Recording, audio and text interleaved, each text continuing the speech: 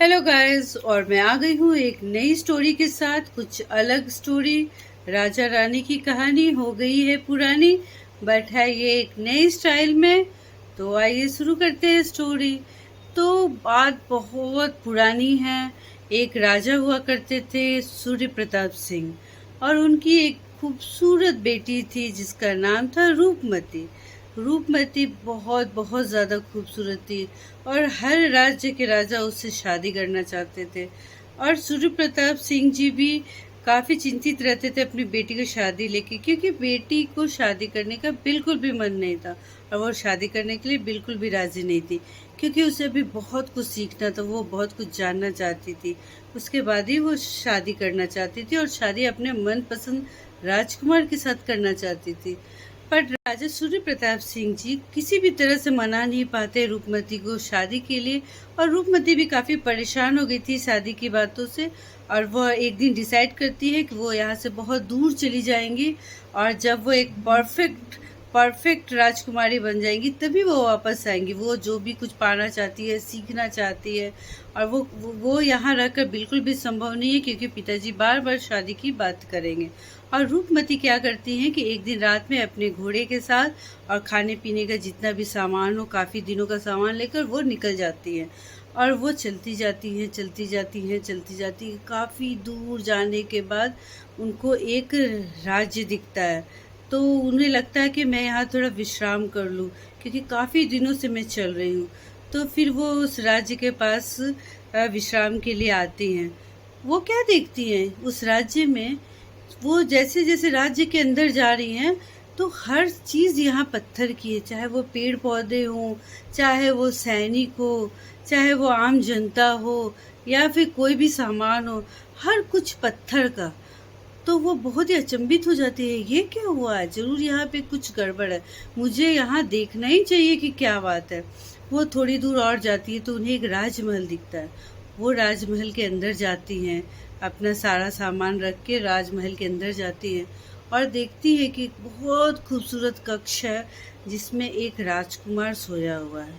But ये क्या, राजकुमार के पूरे शरीर में सुई चुभी हुई थी, और कोई भी ऐसा जगह नहीं था जहाँ पे सुई चुभा हुआ ना हो। तो राजकुमारी को बहुत आश्चर्य लगता, और राजकुमार भी पत्थर के ही थे। तो उस राजकुमारी को समझ में आता है कि यहाँ कुछ न कुछ तो प्रॉब्लम ज़रूर है, और वो राजकुमार की मदद ज़रूर करेंगी। और राजकुमारी जाकर एक सुई निकालती हैं, तो उन्होंने देखा कि एक सुई निकालने के बाद राजकुमार का जहाँ पे सुई लगा हुआ था वहाँ वो ठीक हो जाते हैं। तो राजकुमारी को समझ में आता है कि अगर धीरे धीरे सारा सुई निकाल दिया जाए तो राजकुमार ठीक हो जाएंगे। और राजकुमारी वहीं पे रुकने का डिसीज़न लेती है, और राजकुमारी धीरे धीरे धीरे करके, थोड़ा थोड़ा करके सुइयाँ निकालने लगती है, और राजकुमार ठीक होने लगते हैं। बहुत ज़्यादा सुई थी, और राजकुमारी ने सोचा कि अगर एक साथ में निकालूंगी तो शायद राजकुमार को तकलीफ़ होगी। और राजकुमारी क्या करती है, धीरे धीरे सुइयाँ निकालना शुरू करती है। और काफ़ी दिन बीत जाते हैं, और एक दिन ऐसा आता है जब राजकुमार के दोनों आँख पे दो सुई बची थी, बाकी सारी सुई राजकुमारी ने निकाल दी थी। तो राजकुमारी ने सोचा कि कल सुबह आराम से उठकर मैं ये बाकी दो सुई जो बची हुई है इसको भी निकालूंगी, और अभी मैं विश्राम कर लेती हूँ, काफ़ी थक गई हूँ। और वो विश्राम करने चली जाती है। तभी क्या होता है, एक और राजकुमारी भटकते हुए वहाँ आती है जिनका नाम था फूल कुमारी। और वो आकर देखती है कि एक राजकुमार है, और उनके दोनों आँख के ऊपर सुई चुभी हुई है। तो राजकुमारी को बहुत आश्चर्य होता है कि ये क्या है, और वो आकर राजकुमार के दोनों आँखों पर से सुई निकाल देती है। और राजकुमार उठ खड़े होते हैं, और काफ़ी खुश होते हैं, और राजकुमारी को, फूल कुमारी जिनका नाम था, उनको धन्यवाद करते हैं कि आपने मेरा सुई निकाला और मैं ठीक हो गया। तभी वहाँ पर आती है राजकुमारी रूपमती, जिन्होंने सारा परिश्रम किया था। और वो आकर बहुत खुश होती है, राजकुमार उठ उठ गए थे, और वो बहुत स्वस्थ थे, वो उनका सब कुछ अच्छा था। तो वो भगवान का धन्यवाद करती है। तब राजकुमार ने पूछा, आप कौन हैं? तब रूपमती ने बताया कि मैं यहाँ काफ़ी दिन पहले आई थी, और आपके शरीर से मैं सुई निकाल रही थी। तो राजकुमार ने कहा कि नहीं, ये तो फूल कुमारी ने निकाला है। और फूल कुमारी को बहुत ज़्यादा लालच आ जाता है कि अरे राजकुमार तो समझ रहे कि मैंने ही सारा सुई निकाला है, तो क्यों ना मतलब मैं ये बोलूँ कि ये सारा काम मैंने किया है। तो फूलकुमारी ने कहा कि ये सारा कुछ तो मैंने किया है राजकुमार। फिर रूपमती कहती है कि नहीं नहीं राजकुमार, ये सारा कुछ तो मैंने किया है, और दोनों झगड़ा करने लगती है। फिर राजकुमार भी परेशान हो जाते हैं, क्योंकि उनका सुई निकालने के बाद उन्होंने फूलकुमारी को सबसे पहले देखा था, लेकिन रूपमती जो बता रही है वो भी उन्हें सही लग रहा है, तो वो बहुत ज़्यादा कंफ्यूज हो जाते हैं। तो वो बहुत ज़्यादा सोचते हैं, फिर बोलते हैं कि अच्छा मेरे पास एक उपाय है कि मैं जो सवाल करूँगा उसका आप लोग सही से जवाब दीजिएगा। तो उन्होंने सवाल किया कि अच्छा बताइए मेरे शरीर पे कितनी सुई थी।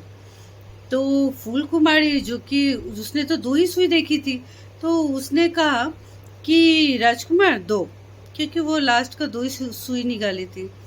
फिर रूपमती से जब राजकुमार ने पूछा तो रूपमती ने कहा कि 1000 दो, क्योंकि मैंने 2 सुई नहीं निकाला था और 1000 सुई मैंने निकाल कर रखा है। तो राजकुमार काफ़ी प्रसन्न हो जाते हैं और फूल कुमारी के ऊपर बहुत गुस्सा होते हैं कि तुमने झूठ क्यों बोला, इसका तुम्हें दंड मिलेगा। तो रूपमती ने कहा कि रहने दीजिए राजकुमार, उसने आपकी 2 सुइयाँ निकाली, उसे क्षमा कर दीजिए। तो राजकुमार क्षमा कर देते हैं फूल कुमारी को और रूपमती को वादा करते हैं शादी का, और रूपमती से काफ़ी ज़्यादा प्रसन्न हो जाते हैं। तो रूपमती ने कहा कि मुझसे शादी करने के लिए मेरे पिताजी से इजाज़त लेनी पड़ेगी, और वो दोनों राजा सूर्य प्रताप सिंह जी के पास जाते हैं आशीर्वाद लेने के लिए। और सूर्य प्रताप सिंह जी काफ़ी खुश होते हैं, क्योंकि उन्होंने बहुत दिन से अपनी बेटी को नहीं देखा था, राजकुमारी को नहीं देखा था, और वो काफ़ी प्रसन्न होते हैं रूपमती के चॉइस के ऊपर कि उन्होंने बहुत अच्छे राजकुमार को चुना है, जो अपने लिए अच्छा वर चुना है। और तीनों काफ़ी प्रसन्न हो जाते हैं, और इसी तरह से हमारी स्टोरी ख़त्म होती है। लेकिन इस स्टोरी से क्या शिक्षा मिलती है हमें कि कभी भी झूठ नहीं बोलना चाहिए, क्योंकि झूठ का फिर अंत अच्छा नहीं होता, वो कभी न कभी तो पकड़ा जाता है, और जो सच्चाई के राह पे चलता है उसका हमेशा अच्छा होता है। और आप लोग बताइएगा कि स्टोरी कैसी लगी। और मैं अभी नया नया स्टोरी बोलना शुरू की हूँ, तो थोड़ी बहुत गलती होती है, उसके लिए so sorry. Please like comment और शेयर कीजिएगा अगर स्टोरी अच्छी लगती है तो। Thank you.